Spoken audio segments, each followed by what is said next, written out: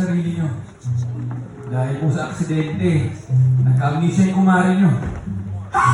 Talaga ba? Ay, yes! Ha? Oh, bakit parang masaya pa kayo? Uy, siyempre, di ba? Pinutang ako dun eh. Hindi ba kakalimutan ka niya? Kung tayo kasi hindi ko boss ko, naging kasi ako, di ba? Huwag ka magpakita. Absent ka ng absent ko magtago. Eh, ba't pati ako yung magtatago? Dapat ikaw lang. Teka lang, kasi nga nag-leave ako, kasi sabi ko, burol mo. Ay, bakit po? Ay, ikaw po yung manager dito? Ay, ako nga ba yung manager? Bakit? Ano pong problema?